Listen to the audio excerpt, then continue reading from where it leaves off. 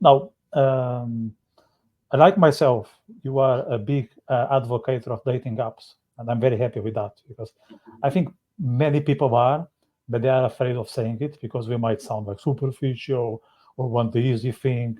But I think it's bullshit. So I Yeah. openly say that in public with my friends, and I'm gonna say it out loud here. I met my girlfriend in a dating app, and I have no shame in saying this. And we are together for almost 5 years. And if Amazing. some people think it's stupid, it's their problem. It's not mine. It's a So I don't technology. care. That's like saying I want to cut the bread with my hand as opposed to use a knife. It's a technology. Yeah, yeah. And I think people that curse, the likes of Tinder, okay, Cupid, and all that, those who say bad things about it is those who suck at using Yeah, it. That's why those are they say. no man on earth who's getting quality dates from dating apps will complain about it. The only people who complain about something is who aren't able to make it work. So you just gave me a compliment because I made it work. So thank you very much. Well done. Oh, it's good. Good job. Well done. Yeah. Yeah, so I think they are great, and I would like to get your views on dating apps in Yeah. general, but only for men in this case. Sure. So I'm a huge fan of in-person approaches also. Life is and not war. Right? I love in-person approaches. Instagram messages are amazing, but dating apps also because 15 minutes a day can get you one high quality date a week. If you build a good profile with the right pictures, lifestyle, social proof, status, professional photography, you write a good bio, you get good prompts. If you do that and then you split test apps, they will work for you. Now, granted, fact is that if you are in the bottom 20% of looks, objectively, dating apps won't work for you. That's also a fact. That's also a fact. But that only applies to the bottom 20% of men, depending on what their standard is, obviously. That's a fact. But then they can just do in-person approaches because there are some men who are just too ugly for dating apps. Not in my view. Would never call a man ugly, but there is what they would call themselves, or what objectively women would call them, right? I'm not talking down on men here at all. Mhm. But it's a fact that dating apps won't work for some people. For more people, it will work than it won't if they build a great profile, they use it well, they get the premium versions, they learn how to text, it will work. But some men, they're gonna have to go to in-person approaches. Life is and not or. There's 3 ways to get dates. Scalable. Dating apps, Instagram messages, and in-person approaches. It's and not or. And who are those men like that would have no visibility, no results? Like Men who who are? interpret their facial, men who look like they're born in a car accident. And it's true. It's a not, and they can still get some dates, but it's never going to work as well with somebody else. And that really only, be it the bottom 10, 15, 7, 20%, I pulled the number out of my ass. But there is a percentage of men who are just the shortest, the not best looking, for whom dating apps won't work. That's a fact. But I would say for most, it will.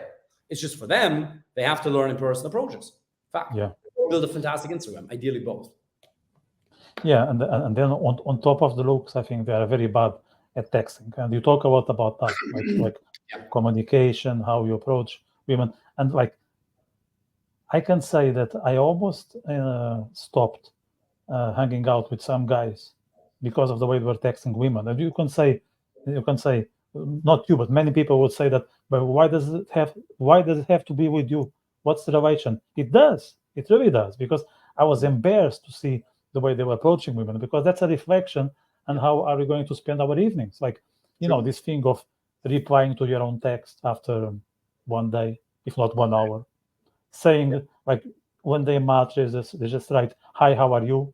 among another 1,000 losers, and they don't put any effort, so they expect these losers. They expect fantastic results without putting any energy, and especially if you are at the bottom, then you need to be like at the top in terms of texting. Let's say you are born on a after car accident, as you said, you are born like that.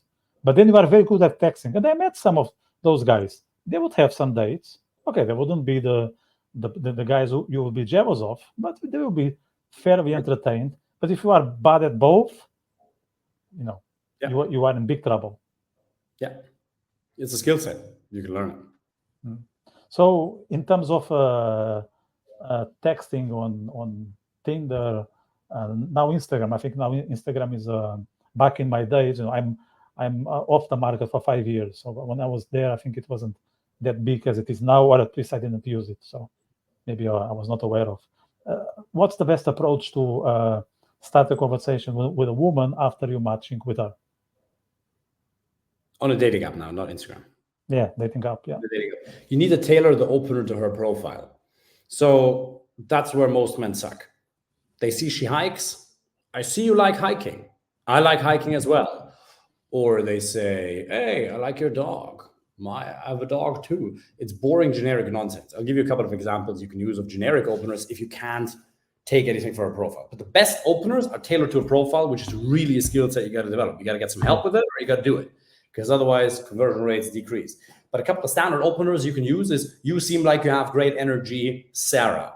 Okay? If she has a dog, if you have a dog, you can say, we should go on a dog double date someday, but I'm not sure if I'll be able to handle it, if they'll get on better than I do, for example, right? There's some genius, like these are two that you can use if you really can't see anything. But like, you seem like you have great energy, it's a banger one. But the problem is you can't send that out 20 times in a row, because otherwise you'll have bot-like behavior, which no platform likes. So you'll need to tailor it to a profile. And what you got to do is you got to iterate. You look at the profile and look, okay, this is my first thought, discard it. Because whatever your first thought is, some other man will have had as well. So you take the first thought, you discard it, and you iterate, and you iterate. If it's a great profile, spend 2 to 3 minutes on the opener. It's okay. You only have to spend 15 minutes a day on dating apps to get one high-quality date a week. So iteration is key. Yeah. Man, I'm very happy to hear you, because the things you are saying in this podcast and some of what you said on your social media is exactly what I said to my mates. Though I haven't had the chance to tell it in public. Like, tailor your comment. Tailor that comment. Is that simple. Like, look at her profile and make sure that when you're talking to her, she knows that you are talking to her and not to Suzanne or Maria or Jennifer. Yeah. She will like that. At least she will pay attention.